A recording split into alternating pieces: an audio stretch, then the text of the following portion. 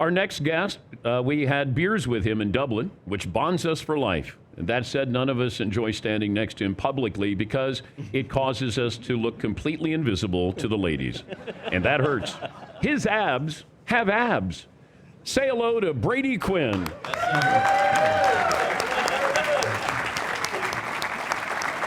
Oh, we're doing the fist bump. Okay. Yeah. Okay. Yeah, all right. Sorry, I was a little bit tardy this morning. I actually flew from Connecticut to Jacksonville to Las Vegas. Okay.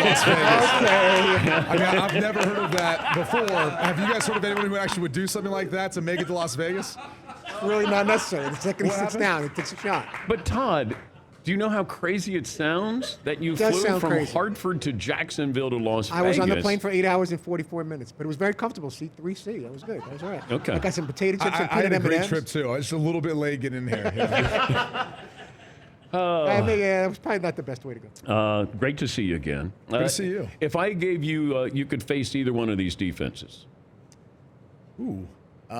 Probably San Francisco. And you've got issues, obviously, with their front, but they play so much zone coverage. And for a quarterback, you know, especially with the personnel, if you're talking about Kansas City's, if you can find those soft spots, I mean, you can just dice that up all day. You know, man-to-man, it's nice when you can discern who your matchup is, where you're going to go with the football. But you still, you know, the receiver has to get open, tight end has to get open. There's an element of timing that's thrown off, too, because of it a lot, especially if it's press man. So that's usually would be my preference. And you can toy with the defense with your eyes, too. So I would much rather go against zone. Yeah, but I wonder about this because we saw some moves by Kansas City's defense where they gave you a look and then they changed that look on you. Sure. And how that, you know, we saw that with San Francisco, too, where you think you're seeing something. Like, how quickly you go up to the line of scrimmage. Yeah. You see. Yeah. Then you change the play or call out the play. Yeah. And then how quickly can they change their defense, and can you do anything about that? It's usually pretty tough for them to be able to change once you change, especially if you do it in an efficient manner. And honestly, it doesn't matter as much when you have like indicators built into your formation, right? So if you displace a tight end or a running back on the outside, you typically know if it's man or zone. If it's man, now I don't care what you do. I know where my matchup is. Now it's just discerning what type of man coverage is it, and is there a pressure coming with it. If it's zone, now I'm looking for my matchup somewhere else in that zone coverage. So again, what type of zone matters probably to the progression. But it's usually once you get to whatever you need to get to, the defense isn't going to have time before you snap the football to be able to change what they want to do. The quarterback play, let me start with Patrick Mahomes. You can't really define that, you know, what he does. Like, can you teach what he does? No. I think you're born with that sort of ability and talent. And I think somewhere along the way, too, you go through enough development and experience where you find some of those skills and traits along the way. But was he doing this at Texas Tech? I called a number of his games to a degree, but not like what we're seeing now. And I think like this version of where he's at in his career now, to me, is the most impressive because it's like the entire package. Like when you talk about the all-time greats and people are talking about whether or not he can chase Tom Brady, I would say this season more than ever, for me at least, has like convinced in my mind he can. Because now it's all about, like, he's not trying to necessarily always create the big play. He's like making the high football IQ, the smart play, the play that ultimately wins you the game. And he's relied a little bit more on his defense, and they've made plays when he's had to. And it's kind of that like Tom Brady-esque early on in his career where it was very similar in that way, whereas Patrick Mahomes early on in his career could put the team on his back. Well, their team's built now where they don't have to do that, and he's playing a style of football, too, that plays to that. So to me, I think, you know, as long as he continues to develop, even maybe without Travis Kelce, whenever he decides to hang it up, obviously Coach Reed at one point will hang it up, he just continues to develop into like one of the greatest we've ever seen. But also, you brought up something interesting. I think he is more Brady-like this year, where he's relying on his defense, and he's not. You know, Brady relied on his defense, and it wasn't. You know, we got to put up X number of points, and I think we saw that with Mahomes, that he has that quality of being patient and not trying. You know, with no longer having Tyreek Hill. I think he understands there's nothing wrong with Pacheco. No. There's nothing wrong with, dink and dunk, just hang on to the football, basically. Yeah, I mean, that's one of the things I think stood about Tom Brady and just having so many coaches, and really Charlie Weiss, too, when he came to Notre Dame, where you watch the film, you watch the tape, was he wasn't afraid to do the ordinary things extraordinarily well. Like he never got bored with just taking the little check down, taking the play here, taking this and that. And there's a lot of power into that, where you can let a lot of teams beat themselves and you can just keep going out there and executing and prolonging the game. And I guess since we're in Vegas, I'll use this analogy. Like he knows when to double down. Like he knows when to take his shots. Tom Brady did that. You see that more from Patrick Mahomes this year too. And I think the great ones are like that. You know, they understand it at certain points in time in the game when you have to or when you don't. And you can preserve your right to punt the football because you're going to get another opportunity to get the football back. He's Brady Quinn, Fox college football analyst, Big Noon Kickoff, and also one of the hosts of Two Pros and a Cup of Joe, the former Notre Dame quarterback. If I hadn't seen Brock Purdy play, how would you describe it? I mean, that's the hard thing is I would say he's gritty, he's tough. He's a football player. And I know that sounds like a little cliche, but to me, a football player defines like that guy's going to do whatever he needs to do to try to win a football game. And it's honestly the ultimate compliment. But everyone else has these other tags for him, which I find interesting because a lot of where he excels or where he has extraordinary talent are the things that aren't quantified or are hard to quantify. And it's been fun watching him just from his time at Iowa State, played a lot of football, then getting his opportunity within this system, excel. And he operates it as well as anyone has probably under Kyle Shanahan. Yeah, I don't know how often we've looked at a quarterback and said, well, look at all the weapons. We did this to Terry Bradshaw. Yeah. Terry Bradshaw was like, well, anybody can quarterback the Steelers with, two that Hall of Fame. Defense, that offense. Yes, exactly. Yeah. Running backs, the offensive line, everything. Can you think of another quarterback that we said, well, he's winning, look at all the talent around him? And we're doing that with Brock Purdy. Yeah, I mean, people always bring up the Brad Johnson Tampa Bay Bucks team. Not only the talent around him, but defensively too. You look at the Baltimore Ravens too. Everyone brings up Trent Dilfer.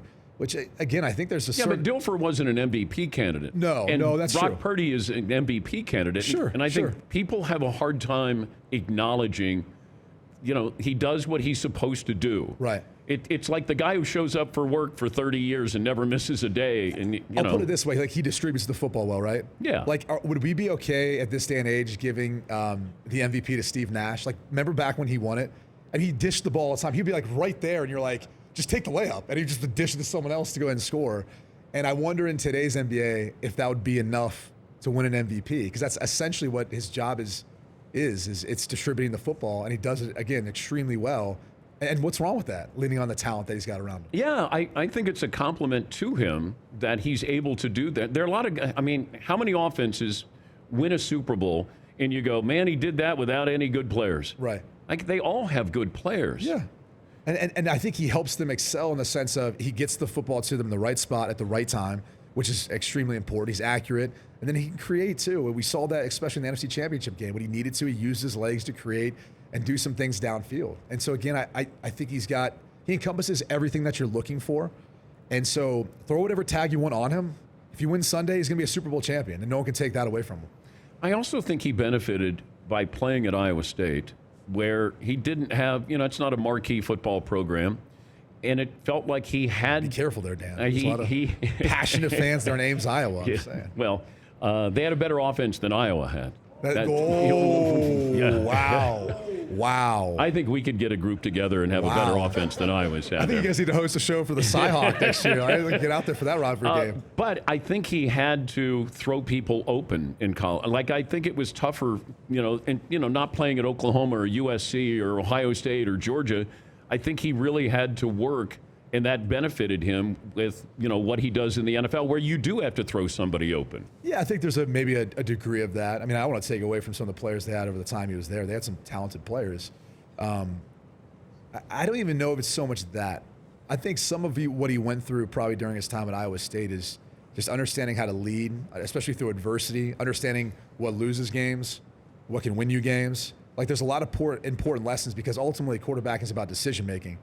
And so the more you play, the better you get at kind of understanding, hey, it's actually okay to take a sack here. Yeah.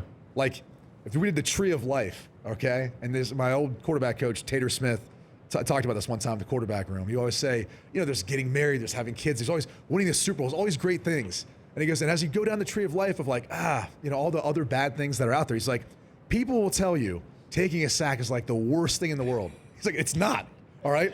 A sack, fumble, interception, like those are much worse, right? Obviously other things that are out there could be worse. But he's like, in the tree of life, it's okay to take a sack.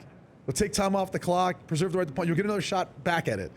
And I think there's like little lessons like that I think he learned over his time at Iowa State as he continues to develop. Tree of life. I didn't think the tree of life was going to be on my bingo card here. But hey, I got to give it's all Tater. It's all Tater Smith. Got to give Carl Smith credit. If you ran the Bears, you would do what? I would keep Justin Fields because I'm a believer in Justin Fields. And I think what they've done with those picks to build around him has been successful. Now, I know in saying that, it doesn't take into account the business side of things. You're going to have to sign him to an extension sooner. Whereas you could take a Caleb Williams or Drake May, whoever your quarterback is, and you get him on that rookie contract. That's all good. That's great, too. I'm still a believer in Justin Fields, though. I think he's continued to develop the more they've given him, and I think he will continue to do that moving forward, especially with my guy Sugar Shane Waldron. So. Yeah, but see, I think if you take Caleb Williams, it gives the coaching staff another couple of years. Yeah, but now you're making that decision for Matt Eberflus, right? Yes. Like, who are we ultimately making the decision for? The betterment of the organization? Are you just making it so you can hang on to the head coach? Like, I personally view those things as exclusive.